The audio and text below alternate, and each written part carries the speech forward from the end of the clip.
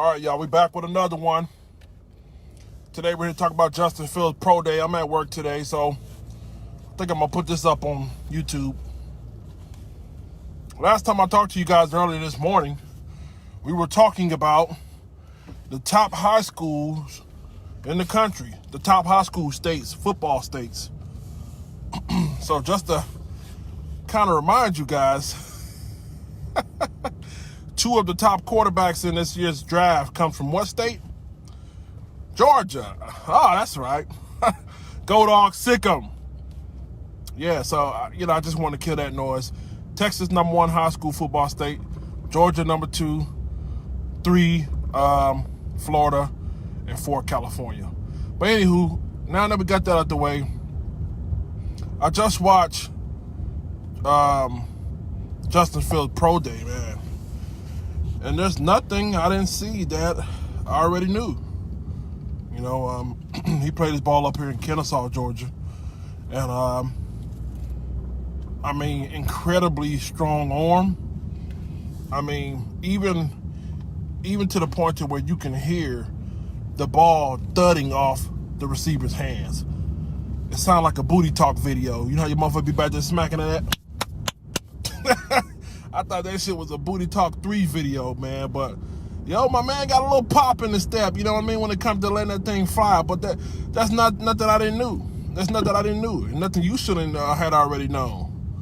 You know what I mean? I'm just glad, I see a lot of people, they're drinking the Kool-Aid about him running a 4.4. That's nice. That's nice. I wish they could have did a little more touch passes, because we already knew. I think they more so highlighted what he was good at versus, some spots that needed a little more finessing. You know what I mean? It would have been good to see some passes where he had to kind of finesse them in there. You know what I mean? Tight sideline throws, but he has a cannon on him. Make no doubt about it. That goddamn Justin Fields got a pocket monster on him.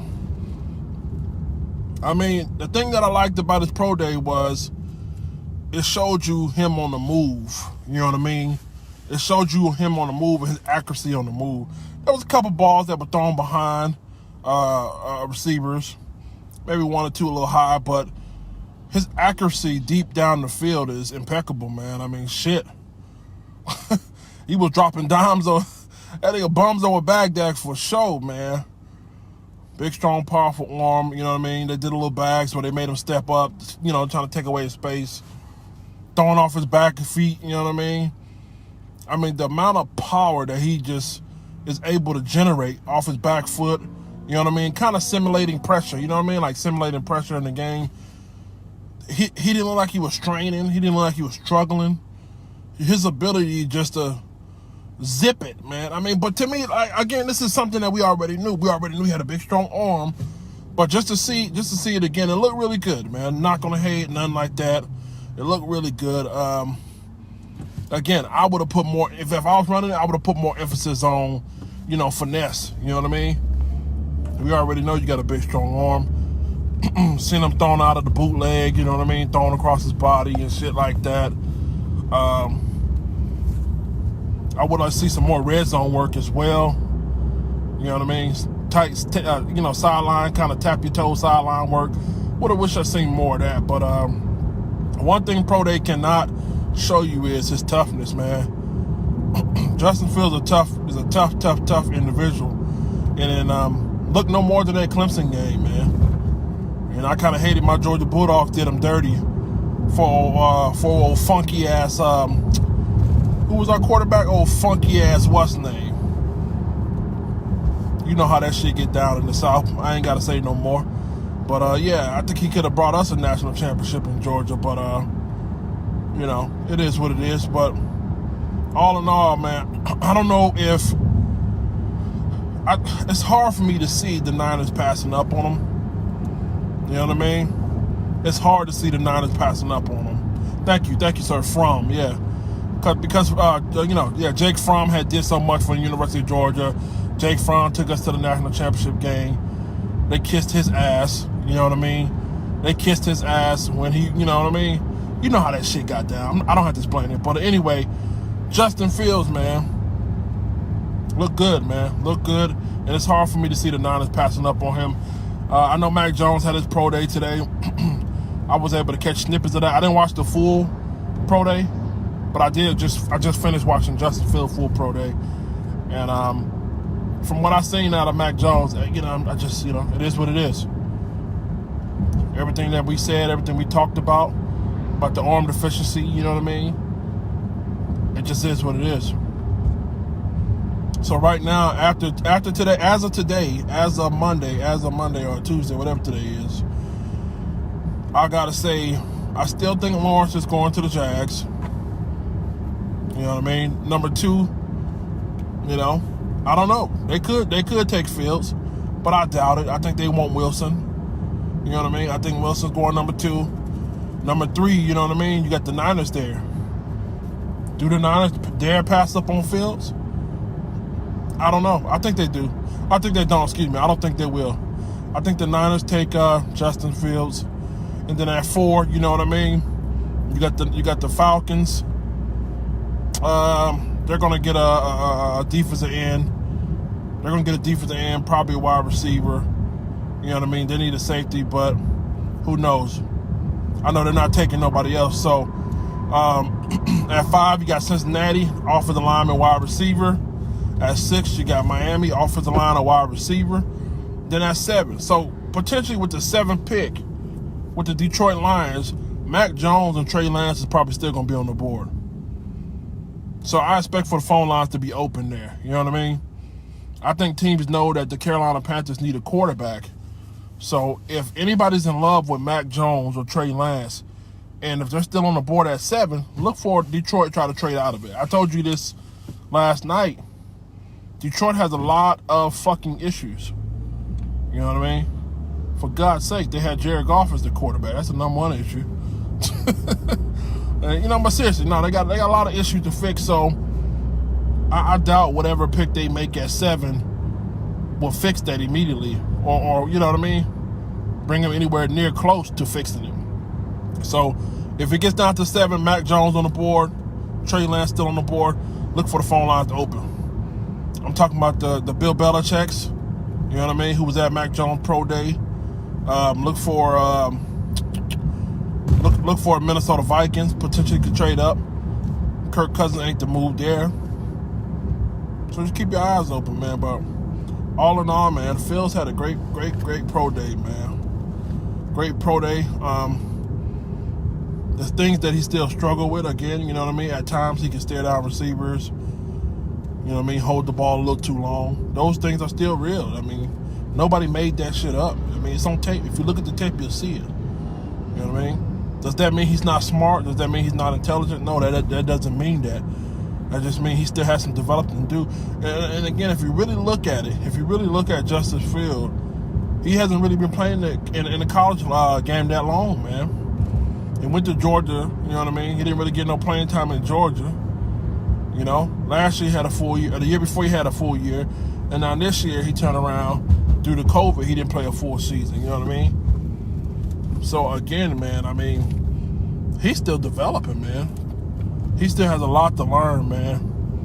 But one thing you don't have to learn about Justin Fields is that motherfucker has a monster arm. Big monster arm. And unlike some other quarterbacks, not only does he has a big, strong arm, he's accurate with that bitch down the field. Not only is he accurate down the field, he's accurate on the move.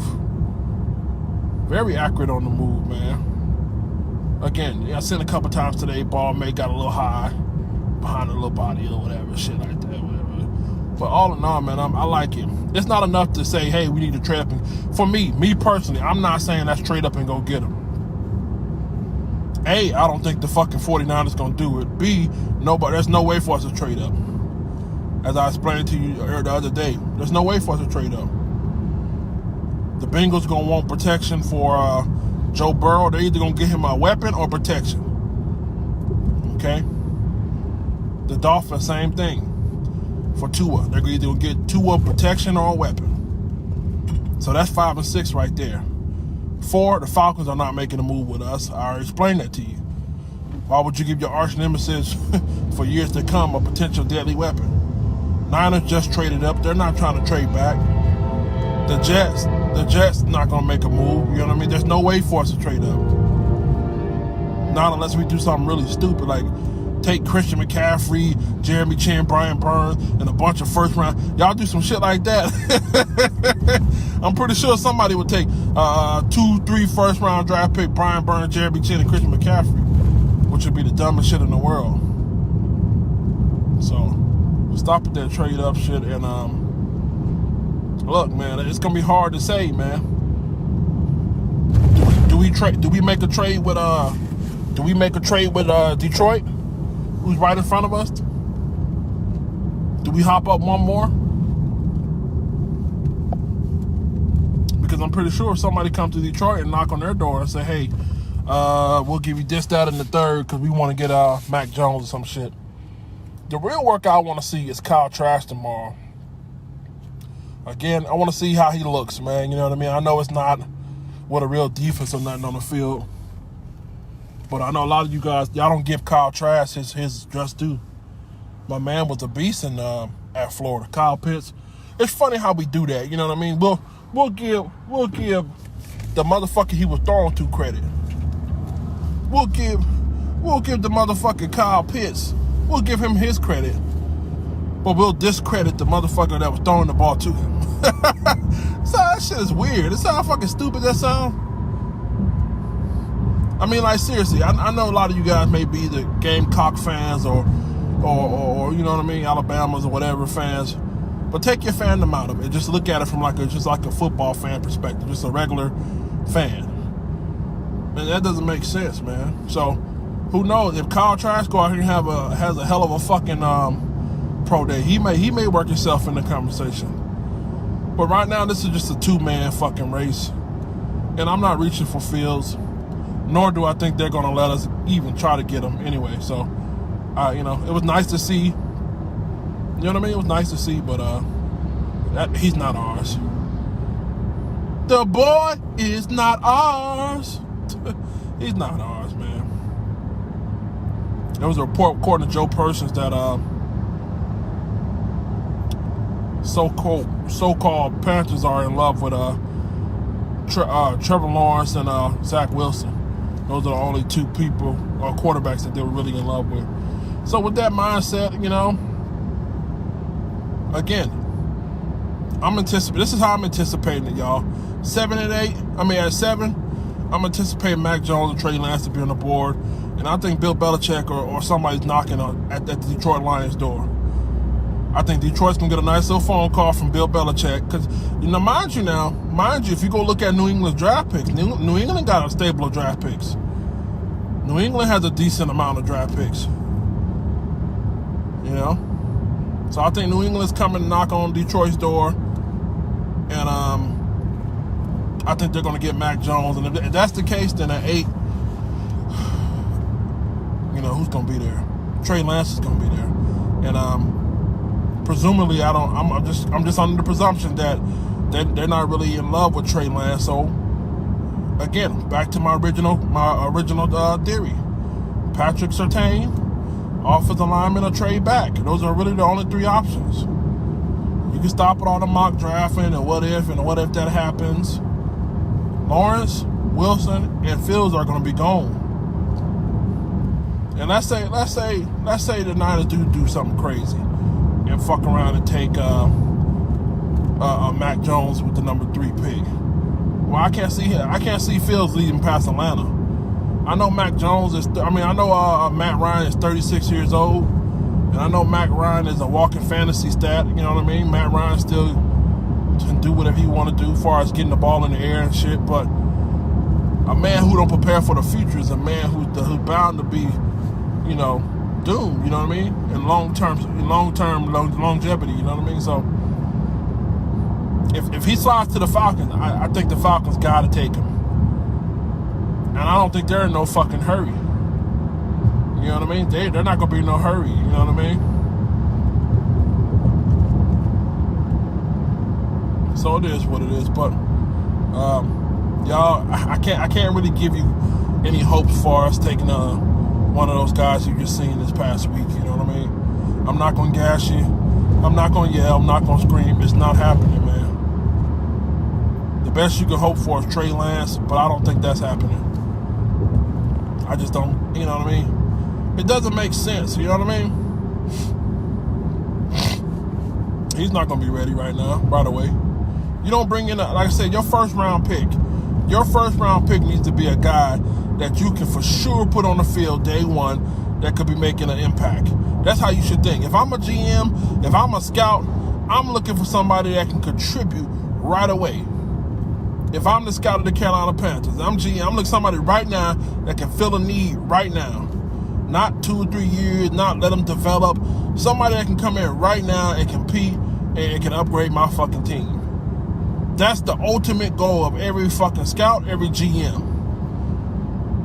And with that being said, you know, you definitely have to look at the offensive line or Patrick Surtain. And my guy is Surtain, and I think I'm going to stay right there. But you can't go wrong. I mean, if you go, you know, Penny Sewell, I don't think he'll be there. I think the Bengals may get him. If the Bengals don't get him, I think the Dolphins will get him. But, you know, if Rashawn Slater's there, that wouldn't be a wrong move either. You know what I mean? So, unless you believe Patrick Surtain, that you're just that high on him. And I'm high on Patrick Surtain, man. So, I don't care about, you know, never take a cornerback at 8. I don't want to hear that shit. I don't want to hear it. We need a fucking cornerback. Aren't you tired of having all-star breakfasts every Sunday come around? Ain't you tired of having bacon with your toast? Aren't you tired of having all-star breakfasts? Big Cat, what's an all-star breakfast? An all-star breakfast come with eggs and toast. Ain't you tired of seeing that shit every Sunday? Our cornerbacks getting buttered up and shit? Damn, man.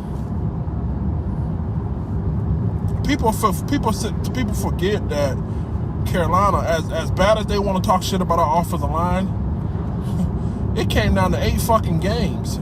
The final 8 games. The final drive was on the quarterback. If our offensive line was that fucking bad, if it was that bad to unbearable, and why didn't we get blown out every game? Hello? I'm asking a question. If our offensive line was that bad, why we didn't get blown out every game? Because a horrible offensive line, your ass is getting ate up. So it fell on the quarterback, man. So cut that shit out, man. Our offensive line did admirable, excuse me. We did admirable. It wasn't the best shit in the world. I'm not going to lie on that either. So that's the reason why my mind is kind of thinking cornerback first, you know what I mean? Then a wide receiver, then an offensive line second. You know what I mean? So that's how I'm thinking, man. Dante Jackson, you know what I mean? Give him another guy on the other side of him. And who knows? Corn Elder did serviceable. Corn Elder had a very serviceable year last year. That's it. That's running back with Corn at nickel. That's running back with Corn at the nickel. I'm all right with this shit. He did all right. Give him another chance. He earned the right to have another chance. Or Razul, man. I think Razul, even though he flickered out at the end of the year, you know what I mean? He started getting his ass toasted up real nicely at the end of the year. He did good for guys. You gotta understand it was a COVID year, and acquisitions that we did bring in, they had to learn on the fly. Kudos to everybody that we brought in. They had to learn on the fly. And without X amount of fucking training camp and preseason reps. A lot of you guys are hard on these fucking players, but you don't even want to use logic when it comes to why they struggle or if they, you know what I mean, how they struggled and all that shit. So, I'm going cornerback. If Mac Jones and Trey Lance is there, or if Trey Lance is there, or if Mac Jones there by himself. I'm going corner. If I'm not going corner, I'm going offensive line. And if I don't trust Rashawn Slater, let's say I don't want to go corner. If Rashawn Slater's there and I'm not high on him, I'm trading back. Simple as that. You know what's better than 1 pick? 2 picks or 3 extra picks. It's that simple. A lot of you guys are breaking this shit down to where, well, if we give up 10 picks, then we can climb out to the number 1 pick, and then, no. Stop it. You're making it hard on yourself, man. Why do that? Simplify this shit to the lowest denominator. Simplify that shit. There's only 3 options: trade back, off of the line, or cornerback. So that means we're probably going to rock it with Teddy for one more time, man. Which I'm not a big fan of, you know what I mean? But, I mean, at this point, I think the Panthers, they kind of showed their hand too early, as I said before. You know what I mean?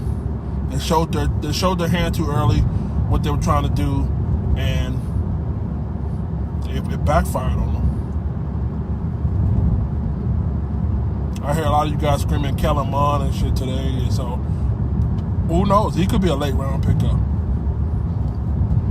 Kyle Trask might be a saving grace. I don't know. That's probably the most interesting quarterback I want to see right there. Because if I'm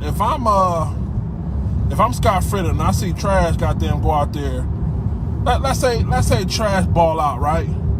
Let's say tomorrow Trash have a hell of a goddamn. I mean, it's so impressive that it's just like, man, he's probably gonna be a late 20. He's probably gonna be a pick in the late 20s. If he's that good, then I'm Matt Rule. I'm taking my 2nd round pick, maybe my 2nd and 4th round pick, and I'm trading back into the late 20s in the 1st round. If he's that good. If he's that good. If I believe in Kyle Trask and I think he's gonna be there late 20, take my 2nd round pick, take my 4th round pick, and I'm saying, yo, let me trade with somebody to get back in the 1st round. Take Kyle Trask. Now you got Kyle Trask, and then my 8th pick, I got my cornerback or I got my offensive lineman, and then my 3rd round pick, and then you can go accordingly. So we'll see, man. I don't know. You know, I don't know. We'll see. That's who I'm eager to see tomorrow. I know a lot of you guys were eager to see these big names. We're not gonna, you know, look, man. I like Justin Fields, but we're not gonna be able to get him. I don't really give a fuck about Zach Wilson, and I think Mac Jones is fucking trash. So it was nice to see Fields today, though. But reality is, those are 3 options, y'all. So pick which one you like. You like cornerback? You like offensive lineman? Or would you rather wait and trade back? Get in the comment section. Let me know which one of those things you would do. I already made my mind up. I'm going with the fucking corner. And like I told you, if Trash shows out tomorrow, then I'll probably fuck around and I might trade back into the 1st round, late 1st round, and get him. But Kyle Trask kind of give me Will Greer vibes. No joke, man. That wasn't no joke. I didn't mean any kind of fucking hot dog joke or anything like that. But, you know, remember Will Greer in fucking college was lighting motherfuckers up. He was lighting them up, so I got a kind of vibe from him, you know what I mean? I kind of feel like he damn, I don't want to say. He could be, I don't want to say that. I don't want to say that. I don't want to wish that on no man. I wish no man to be a Will Greer. Shit. But yeah, that's all I got to say. Justin Fields looked great. And I think he's going to make that Niners organization and fans really fucking happy, man. I wish we could have, you know, I wish we could have been in the 4th place. You know, been picking 4th right now, you know what I mean? I don't know. Still a little salty about that.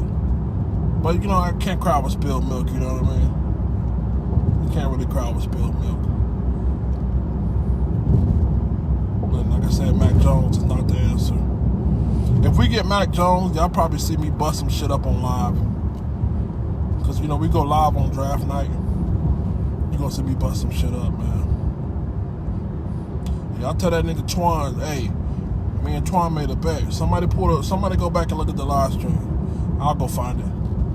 I said Mac Jones is going in the 1st round. $60. I need my motherfucking money.